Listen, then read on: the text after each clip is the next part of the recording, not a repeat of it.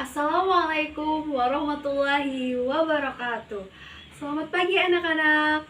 Bagaimana kabar kalian? Luar biasa, semangat, semangat. Yes, yes, cheers. Oke, tepuk tangan buat kalian karena semangat banget buat hari ini. Oke, sebelum memulai materi ibu hari ini, kita akan melakukan mini games. Mini games ini nggak susah-susah ya, cuma mengandalkan tepuk-tepuk gitu. Bentar ya, ibu taruh bukunya di sini. Oke. Ikutin arahan ibu ya. Ketika ibu bilang tepuk tunggal, kalian tepuk 1 kali. Ketika ibu bilang tepuk ganda, kalian tepuk 2 kali. Dan ketika ibu bilang tepuk setan, kalian tepuk tapi nggak bunyi seperti ini. Mengerti anak-anak? Oke, kita mulai ya. Tepuk tunggal, tepuk tunggal, tepuk tunggal, tepuk tunggal, tepuk tunggal, tepuk tunggal, tepuk tunggal, tepuk ganda, tepuk ganda, tepuk ganda, tepuk ganda, tepuk ganda, tepuk setan. Oke, terima kasih anak-anak, kalian sepertinya udah mulai konsen dan siap menerima materi dari ibu. Baik, untuk materi hari ini adalah mengidentifikasi ciri-ciri puisi. Ada yang udah tahu apa itu puisi?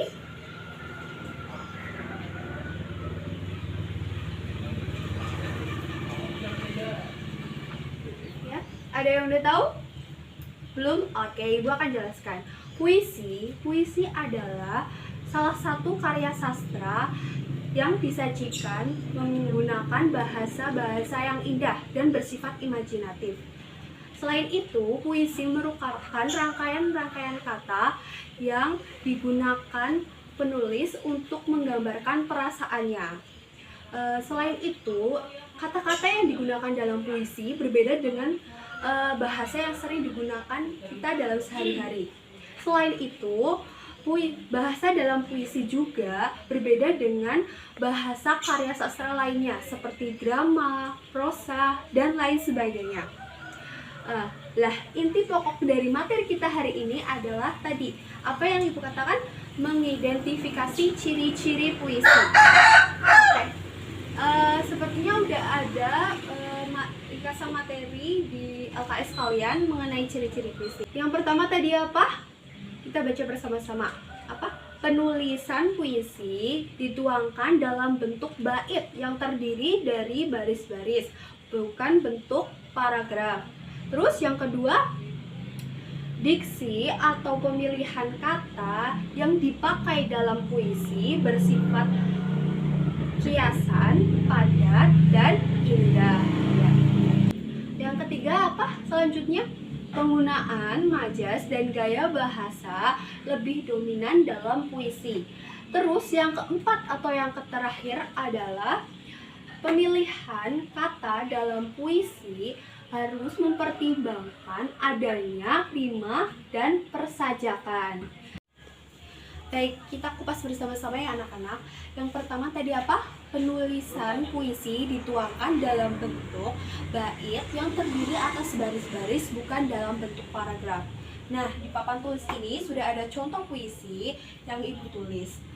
Ini merupakan satu bait yang terdiri dari 4 baris kalimat. 1, 2, 3, 4. Jadi dalam satu bait puisi terdiri dari 4 baris kalimat puisi. Terus yang kedua adalah diksi atau pemilihan kata yang digunakan dalam puisi itu bersifat kiasan, padat, dan indah. Yang pertama kiasan. Ada yang tahu apa itu kiasan? Oke, ibu kasih tahu ya. Kiasan itu adalah sebuah makna atau arti tersirat dalam suatu puisi. Dan selain itu bersifat padat. Berarti puisi itu memiliki kalimat yang padat dan tidak bertele-tele. Terus yang terakhir atau yang ketiga adalah indah, bersifat indah. Berarti kata-katanya itu, kata demi kata itu memiliki keindahan tersendiri. Seperti itu. Baik, untuk yang ketiga tadi ada apa? Penggunaan majas atau gaya bahasa dalam puisi sangat dominan. Majas itu adalah pemakaian ragam bahasa sehingga memperoleh efek-efek karya sastra menjadi lebih hidup, seperti itu. Terus yang keempat atau yang terakhir adalah pemilihan kata yang digunakan mempertimbangkan adanya rima atau persajakan. Ada yang tahu rima dalam puisi itu seperti apa? Mungkin pengertiannya dulu rima. Baik, Ibu akan jelaskan rima dalam puisi itu seperti huruf vokal, yaitu A, I, U, E, O, tapi terdapat di bagian terakhir baris puisi. Dan ini contohnya ya, urai buku biru. Berarti rima dari puisi baris pertama adalah U. Nah, terus yang kedua, ku baca satu demi satu. Berarti huruf vokal yang ada di sini adalah U atau rima yang ada di sini. Terus yang ketiga, untuk baris yang ketiga di situ ku dapat ilmu. U juga. Terus yang terakhir, untuk bekal menggapai cita-citaku. U juga. Jadi rima dalam puisi bait puisi ini adalah U. Nah, seperti itu ya anak-anak. Terus selanjutnya kita juga akan belajar tentang makna yang ada dalam puisi. Oke, buka halaman 11. Setiap kata yang ada dalam puisi pasti memiliki makna. Antara satu kata dengan satu kata yang lain memiliki hubungan makna. Antara baris puisi satu dengan baris puisi satu pasti berkaitan dan memiliki makna juga. Ketika sudah menemukan makna puisi juga dapat diparafrasekan. Apa yang kalian tahu tentang parafrase dalam puisi? Belum tahu? Oke, Ibu jelaskan. Parafrase adalah mengubah puisi menjadi bentuk prosa. Baik. Ada pun cara-cara untuk mengubah puisi menjadi prosa atau memparafrasekan sebuah puisi. Yang pertama adalah menambah tanda baca titik atau koma dengan tanda, atau untuk tanda baca koma dan tanda baca garis miring 2 untuk tanda baca titik. Terus yang kedua adalah menambah konjungtor atau kata sambung. Yang ketiga adalah menambah kata depan.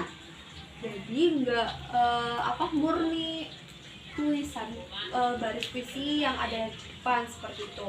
Terus yang keempat adalah menambahkan kata di antara kata dalam puisi. Dia ditambahkan biar terlihat seperti paragraf seperti itu.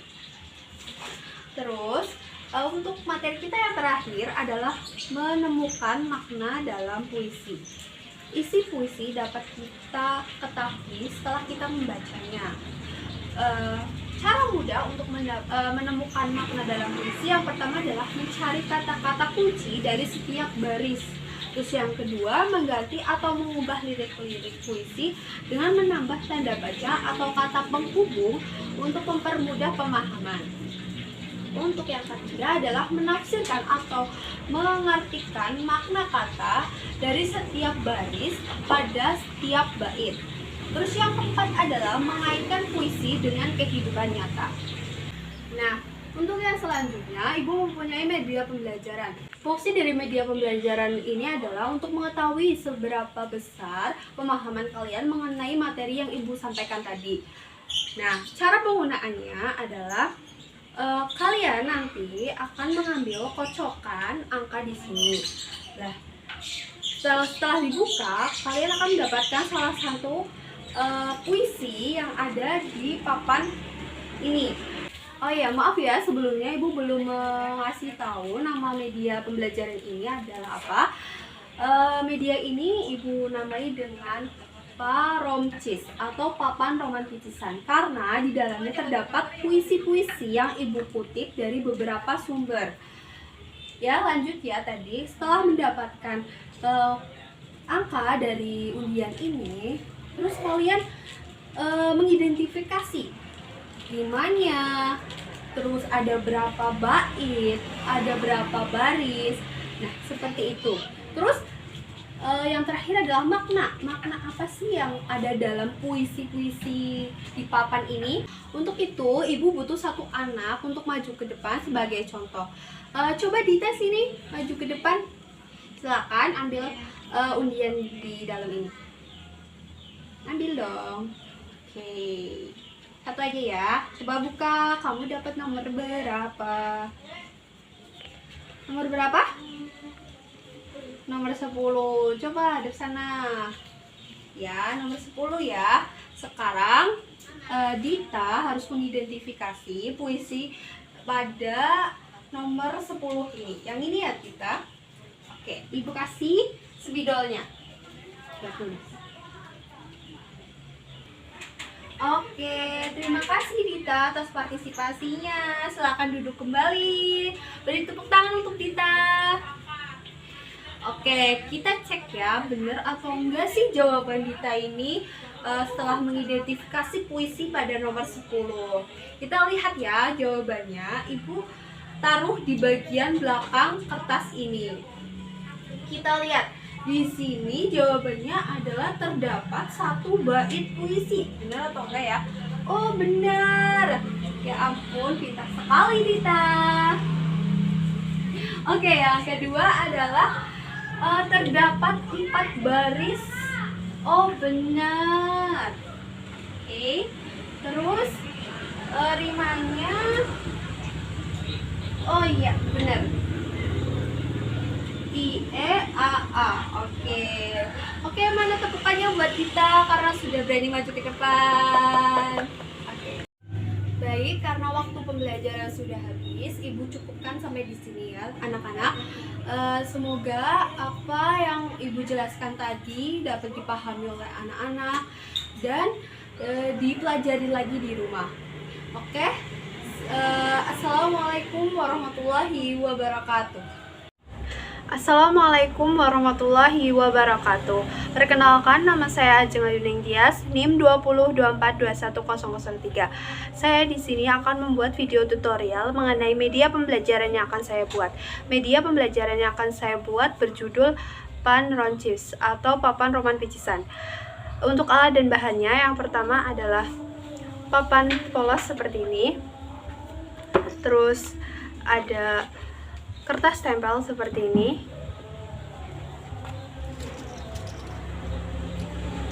sedotan yang sudah dipotong-potong kecil seperti ini, gunting, dan double tip.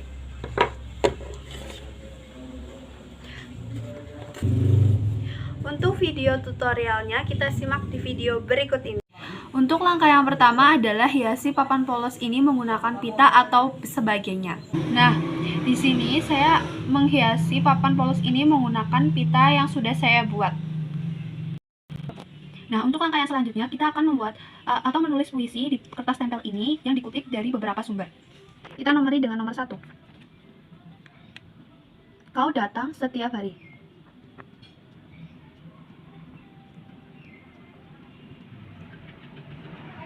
Muncul di waktu pagi.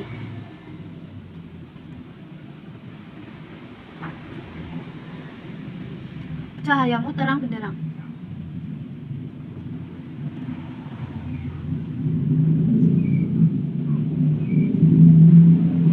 Memenuhi semesta ini.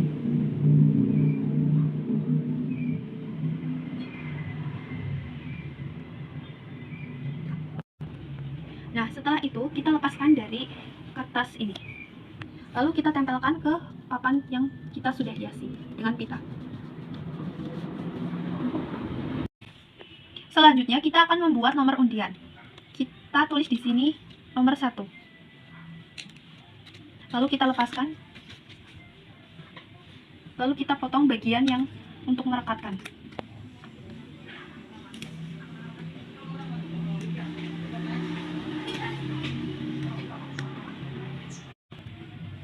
Lalu kita gulung kertas tersebut. Nah, setelah selesai digulung, kita masukkan ke dalam sedotan yang sudah dipotong kecil-kecil. Dan jadi seperti ini.